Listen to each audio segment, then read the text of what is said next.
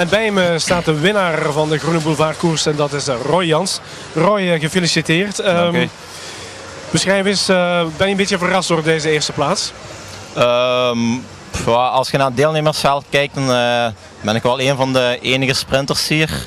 Maar het was toch geen sprint geworden. Ik had voor de koers wel al tegen Erik Schoefs, mijn derde rijder, gezegd dat we daar echt wel alles aan wilden doen voor hier te winnen. Dit waren 3 reeksen, Ja. want veel mensen kennen niet wat Derny is. Wat is Derny in het kort? Derny, dat is eigenlijk, je kunt het vergelijken met een brommer voor achter te rijden. En Derny lijkt een beetje meer op een fiets. Maar moet je dan de snelste zijn hier of de minste punten verzamelen? De minste punten, als ik het goed heb.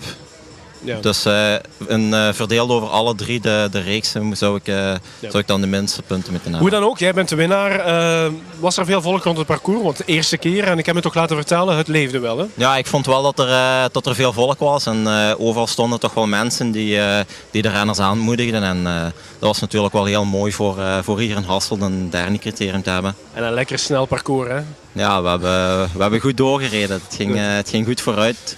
Een mooi parcours, we hoefden nergens te remmen, dus dat is altijd leuk voor de renner. Ja. Je hebt een goed seizoen achter de rug, tweede op het BK. Wat staat nog in jouw agenda?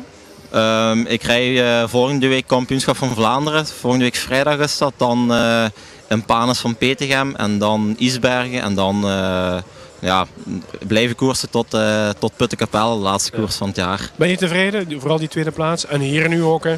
Ja, aangezien het verloop van mijn seizoen ben ik wel tevreden met in het begin van het jaar dan clearkoorts en lange tijd uit geweest en dan juist op tijd in orde geraakt voor het Belgisch kampioenschap, dus ik mag wel tevreden zijn. Oké, proficiat met jouw eerste plaats en heel fijn om even met jou te praten.